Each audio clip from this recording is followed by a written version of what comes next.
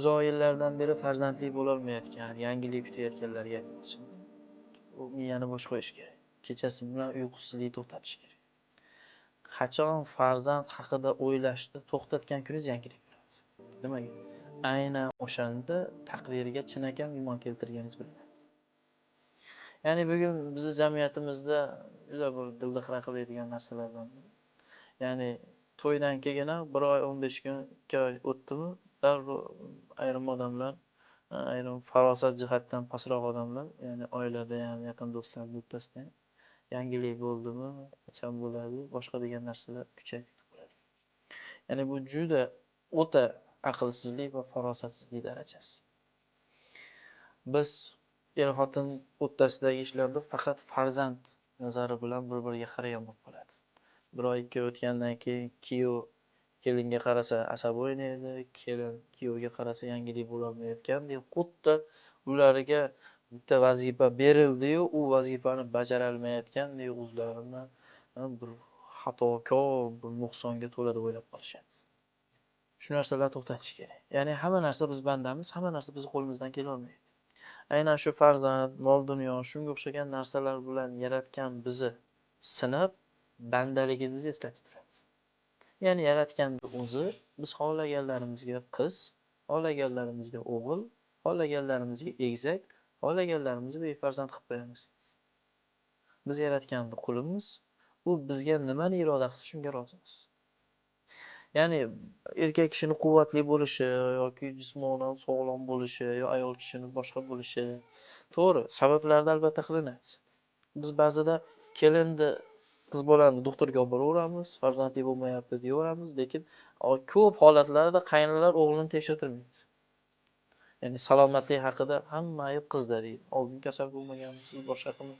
Hali birovni uyidan 18 yil qo'lda ko'tarilib, birovni uyida turmushga chiqib, hali yaxshi atrofdagi oilani, qayna-qaynatani, erni xarakterini tushunmagan kelin 1 oy 2 oydan keyin nima?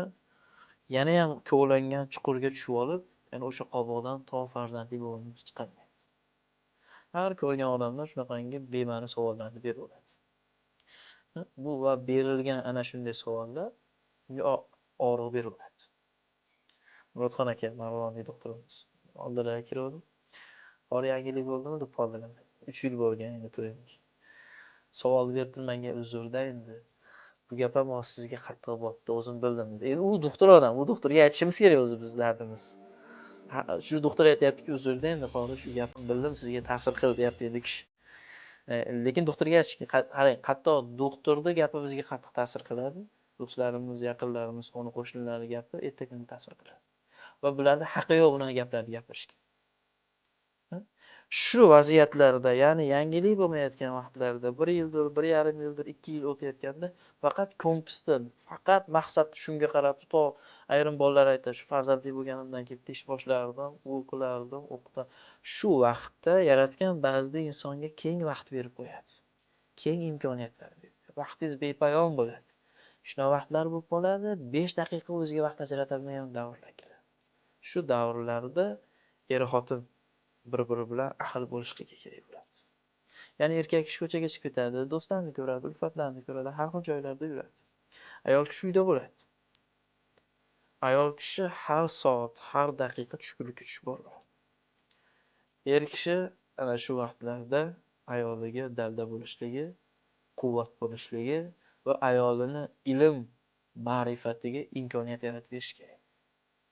Vaqti bepoyon paytda kitoblar olib kelib, o'zimiz ustida ishlashiga imkon berish kerak. Ya'ni qaynalar borib, o'zimiz o'rgatamiz deb oladi-yu. Lekin nimani o'rgatdi degan savol bo'ladi. 1 oy, 1,5 oy mehmon kuzatish, ovqatni o'rgatiladi xolos. Ovqat anu kirsa, kanalizasiyani ezib olyapmiz, suv oqib ketyapti. Ya'ni nafsimiz yo'lidagi narsalar bas. Ya'ni ertaga bizdan keyin shu avlodlarga ta'lim beradigan ayol kishining ta'limini birinchi o'ringa qo'yib berish kerak. Farzand bo'lmayaptimi? Shuna vaqtlar keladi hali. Uyga kirsangiz, yosh bolani qo'pol qilayotgan mahlatini hidi, to'shaklarda siydiydi hidi, kechasi uyqu yo'q, yig'lagan shuna vaqtlar ham kelib qoladi. Hozirgi vaqtda g'animat qilib qo'ying. Hozirgi vaqt ham sizga berilgan ne'mat. Hozirgi vaqt.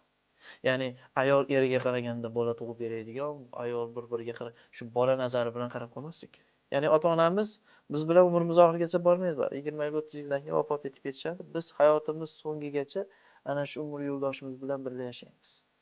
Qarili vaqtlarimizni shu bilan birga o'tkazamiz. Farzandlarimiz o'zi bilan o'zi ovora bo'lib ketadi. Ko'ryapmiz? Shu ayolimiz jonimizga oro bo'ladi. Shuning uchun shu davrlarda atrofdagi odamlarning gapirini chekkaga surib qo'yib, ya'ni o'zing kimsan, gaping nima bo'ladi degan foydani qo'yib, men yaratganni quliman, uni bergan hamma taqdiriga roziman. Yaratgan duo qilinglar, ijobat qilaman dedi. Men duo qildim, albatta ijobat qilasiz. Shu vaqtda o'zim uchun, kelajagim uchun ilmimni hosil qilib, kelajak ishlarimni g'amini yaratganga iymon keltirganman, albatta menga ham yaxshi farzandni nasibasini beradi.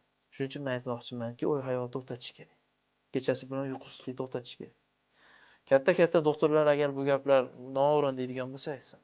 Ya'ni biz kechalari o'y hayol qilib, uxlamasdan shuni o'ylab yuradigan bo'lsak, albatta bu salomatlik jihatidan ham farzand bo'lmaslikka sabab bo'ladi. Ya'ni biz o'zimizni teng qo'yishimiz kerak, yaratganga topshirishimiz kerak. Hayotdagi oldimizga qo'ygan maqsadimiz sari qadam tashlab yuraverishimiz kerak. Ya'ni oldimizda hali yuzlab bekatlar turibdi, biz bitta bekatga to'xtab olganmiz. Mana shu yerdan odam chiqsa, keyingi bekatga boramiz deganga o'xshaymiz. Hayot ya'ni farzanddan iborat emas. Ya'ni farzand ko'rdingiz, farzandli bo'lganingizdan keyin mana ko'ryapmiz, farzand ko'rib onasi vafot etib qolayotganlar bor. Yoki bir oy, 2 oy o'tib, tug'ruq jarayoni qiyin kechib, 3-4 oydan keyin onasi vafot etib qolyapti.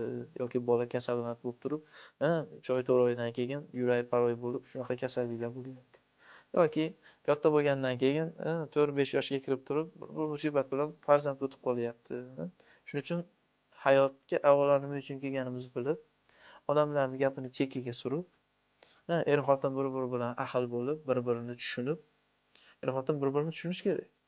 Ming tibbiyotga borib, davolanib, o'zingizni har bir holatingizda ham erkak kishini ham, ayol kishini ham 100% darajada sog'lom farzand bo'lish imkoniyati bor degan taqdirda ham biz bir-birimizni tushunmasak, bir-birimizga dalda bo'lmasak, unda hech narsa maqsad hosil bo'lmaydi. Farzandli bo'lgan taqdirda yaratgan barchalarimizga pokiza zurriyotlar, yillar davomida qilayotgan duolarimizni o'zi ijobat qilib, shuncha yillik kutishlarimizni besamar ketkazmay, eli millatga, xalqqa, din-diyonatga xizmat qiladigan katta bir ulamo, taqvodor farzandlarni bersin. Assalomu alaykum.